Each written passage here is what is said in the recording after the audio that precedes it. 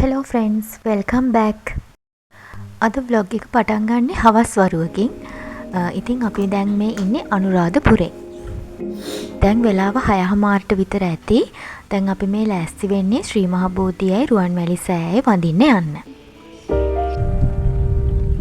රෑට රුවන්වැලි සෑය හරිම ලස්සනයි.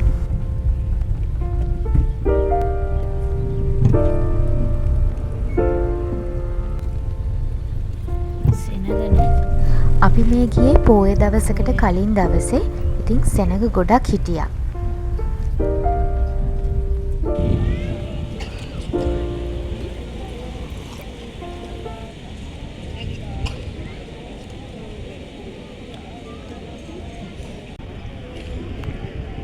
අපි රුවන්වැලි සෑයත් වැඳලා ඊට පස්සේ ශ්‍රී මහ බෝධියටත් ගිහිල්ලා ඊට පස්සේ කෙලින්ම නවතින තැනට ආයෙත් ගියා. 8 hours later. good morning. ටිකක් දවල් වෙනකම් නින්ද ගියා.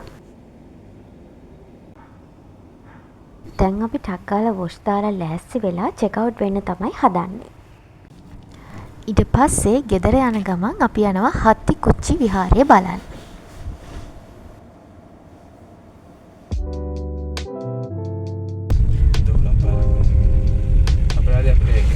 අපි හොටෙල් එකෙන් පිටත් වෙලා දැන් මොනවා හරි කන්න දෙයක් හොයාගෙන තමයි යන්නේ.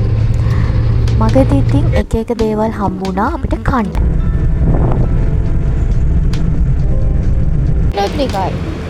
අද පොයේ හින්දා අයිස්ක්‍රීම් දන්සලකුත් තිබ්බා. උදේටයි දවල්ටයි දෙකටම එක අපි හිතුවා රොටි කන්න ඕනේ කියලා. ඉතින් මේ වගේ දුර ගමන් ආවහම මෙන්න මේ වගේ රොටි කඩේකින් රොටි කන්න තියනවා නම් අය වෙන මොකුත් ඕනේ නැහැ. හත්තිකුච්චි විහාරයේ පිටතල තියෙන්නේ පාදලි අනුරාධපුර පාරේ මහගල් කඩවල කියන හන්දියෙන් හැරිලා කිලෝමීටර් 3.5ක් විතර ගියාට පස්සේ. වයඹ පළාතට තමයි අයිති වෙන්නේ. මේ ස්ථානයේ විශේෂත්වය වෙන්නේ මෙතන තමයි සිරිසංගබෝ රජුරුව හිස දන් දුන්නයි කියලා කියන්නේ.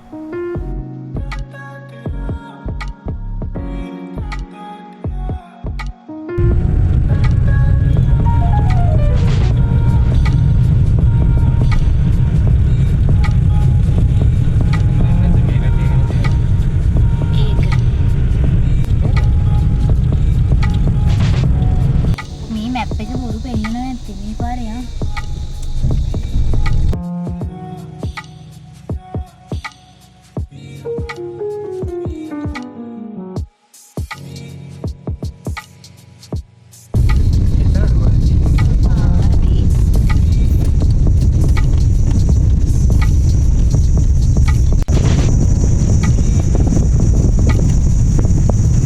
ඔන්න ඔහොම හොයාගෙන අපි හත්තිකුච්චි විහාරයට ආවා. මෙතන ලොකු පාකින් එකක් නම් තියෙනවා.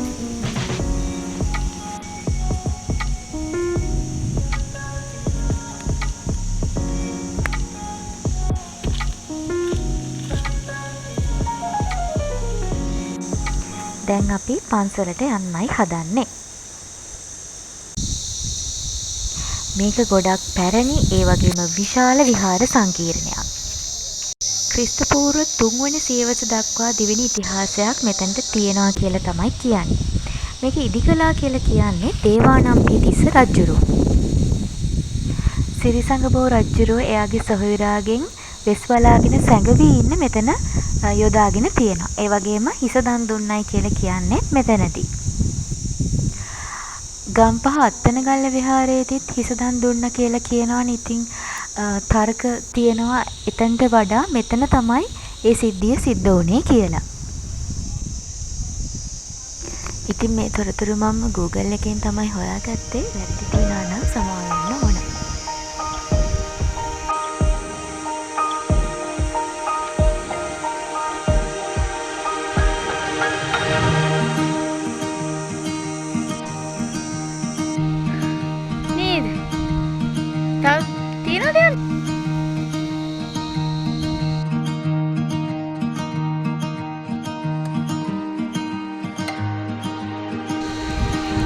දැක්කේ කොහමද දාන්නේ?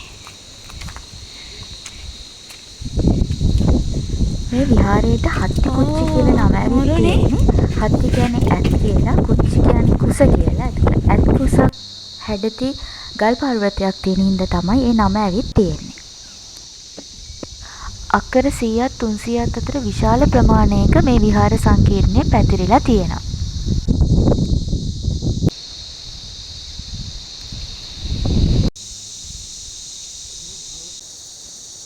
අපි ගියපු දවසේ මෙතනට ගොඩාක් සෙනග ඇවිත් හිටියේ නැහැ. හැබැයි ටික දෙනෙක් හිටියා.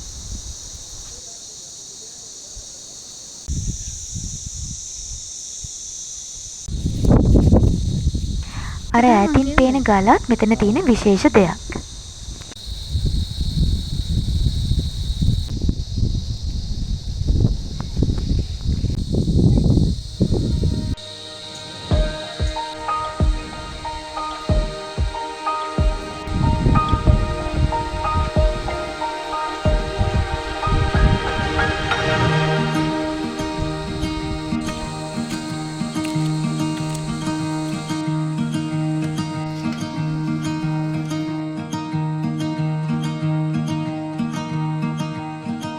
මේ පිළිම වහන්සේ මැටියෙන් තමයි හදලා තියෙන්නේ.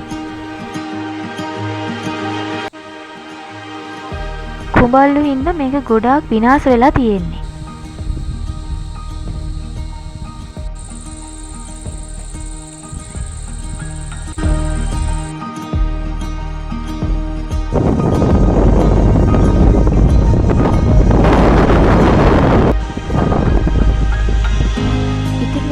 උඩට නගින්න පුළුවන්. ඒ නැග්ගට පස්සේ මෙහෙම පොකුණකුත් උඩ දකින්න පුළුවන්.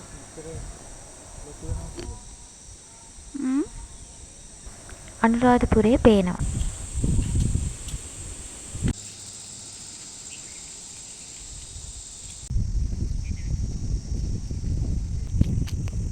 පාටි පෙළක් වගේ.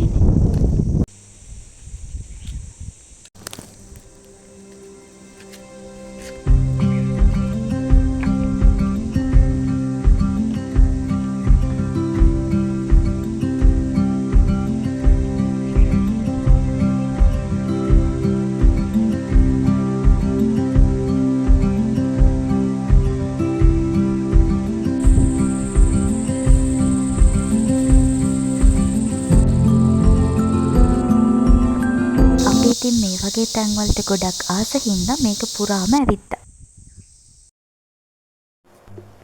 අපි ආපහු බහිද්දී මෙන්න මේ හිඳිච්ච ලොකු පොකුණ හම්බ වුණා. වතුර තියෙන කාලෙට එනවාද මේ තියෙන්නේ අලි අඩි. මේ පැත්තේ අලි ඉන්නවා. ඉතින් ගොඩාක් හවස් වෙලා නම් මේ පැත්තේ එන්න එපා. ඊට පස්සේ අපි මේ යන්නේ රාජාංගනී ජලාශය බලන්න. ඒක උසහිනා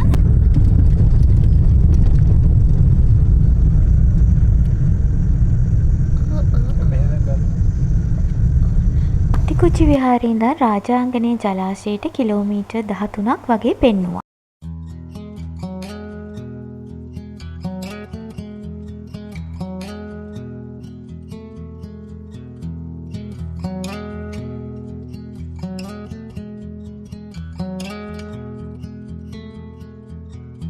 If we tried it, we can make it. But don't we ever just take some chances? Stop your thinking and start your living. Get your shoes අර on. ඈතින් යනකොට දැන් ගලට නගින්න තමයි අපි මේ යන්නේ.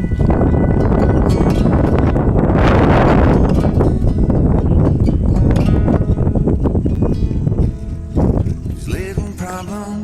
නාන්නත් තැනක් හොයාගන්න ඕන. පඩිපෙළවල් දිගේ මේ ගල උඩට නගින්න පුළුවන්. මෙතන උඩ චෛත්‍යයකුත් තියෙනවා. කලාව හරස් කරලා තමයි රාජාංගනී ජලාශය හදලා තියෙන්නේ. වැඩිගල කියලා තමයි මේ පර්වතයට කියන්නේ. මෙතන උඩට නැග්ගහම වටේම හරිම ලස්සනට පේනවා.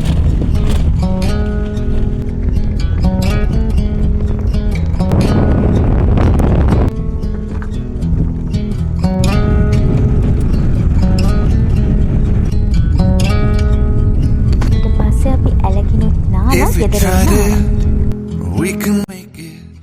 But don't we ever ඔයාලා මේ වගේ අපේ ට්‍රැවල් ස්ටෝරීස් බලන්න කැමති නම් අපේ channel එක subscribe කරන්න. ගිහින් එන්නම්.